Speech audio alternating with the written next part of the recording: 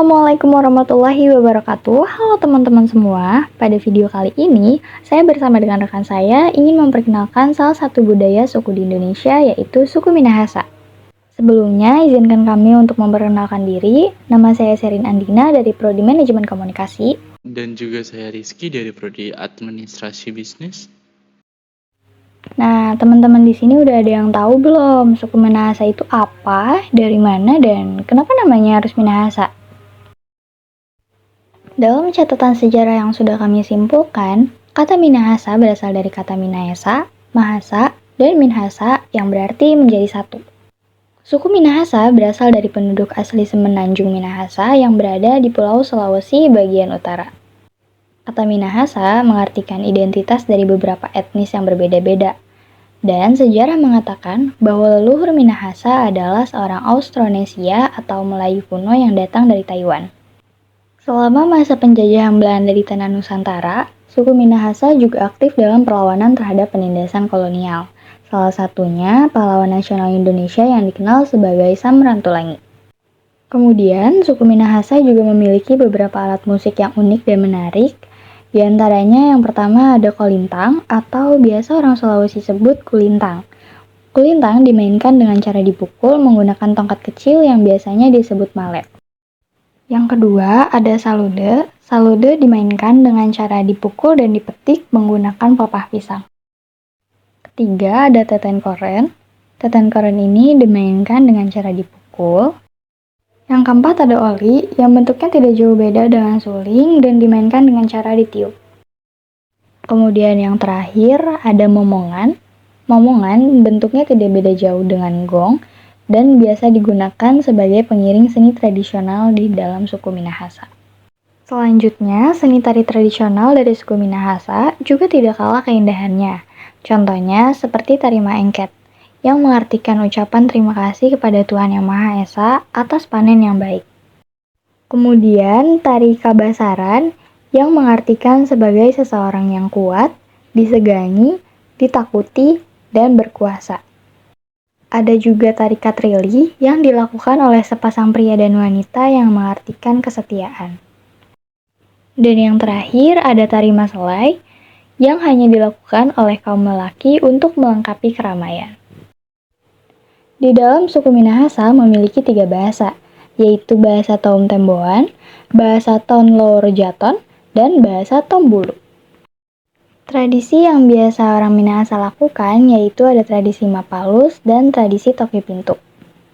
Tradisi Mapalus adalah tradisi yang berbentuk gotong royong yang bertujuan untuk saling membantu. Kemudian, tradisi Toki Pintu biasanya dilakukan ketika pasangan suami istri beragama Protestan hendak menikah. Selanjutnya akan dilanjutkan oleh rekan saya, Rizky. Pasti kalian juga penasaran kan, apa sih agama yang paling banyak dianut suku Minahasa? Dan apa aja sih ritual adat yang ada di dalam suku Minahasa? Berdasarkan sensus penduduk tahun 2010, agama yang paling banyak dianut suku Minahasa adalah Kristen Protestan.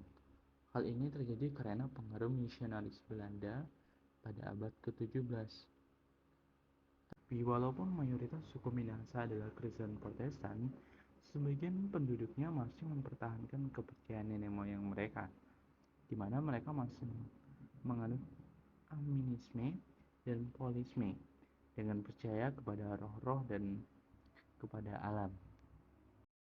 Di dalam suku Minahasa ada beberapa ritual yang mereka lakukan, contohnya seperti upacara penokohan, upacara kematian, maneni, dan mambuka, upacara adat Gemiluk, dan upacara adat Mangket. Pasti kalian juga bingung kan, itu upacara apa, prosesnya gimana, dan untuk apa? Jadi gini ya, upacara penokohan adalah upacara pernikahan yang terdiri dari beberapa tahap, seperti lamaran, adat pengasuhan, dan upacara pernikahan. Hal ini dilakukan sebagai simbolis pernyataan bahwa pasangan suami istri sudah sah dalam unsur tradisional. Sedangkan dengan upacara kematian yang biasa disebut upacara waruga, proses upacaranya ini tergolong unik karena orang yang sudah meninggal akan diletakkan posisi badannya ke arah utara dan kakinya ditekuk sehingga tumit kaki saling menempel pada pantat, serta kepala mencium lutut. Dalam tradisi ini, jenazah yang dihadapkan ke utara memberikan unsur simbolis, yaitu menandakan nenek moyang suku Minahasa berasal dari bagian utara. Setelah itu, jenazah dikubur di dalam sebuah bangunan batu yang biasa disebut waruga. Untuk maneni dan membuka, keduanya hampir memiliki arti yang sama, tapi proses dan tugasnya berbeda. Maneni adalah upacara khas pembersihan tulang manusia yang sudah meninggal, di mana jenazah akan dikeluarkan dari dalam kuburan dan tulangnya akan dibersihkan. Setelah dibersihkan, tulangnya akan dipindahkan lagi. Sedangkan membuka adalah upacara khusus yang dilakukan ketika sisa-sisa tulang jenazah yang hilang dapat ditemukan.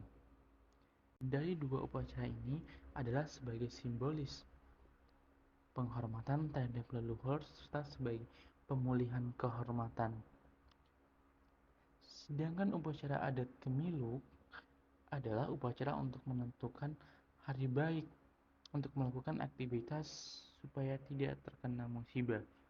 Contohnya, menentukan hari baik menanam padi, mencipem tiang pertama rumah, hari pernikahan, hari ingin pergi merantau, dan masih banyak lagi.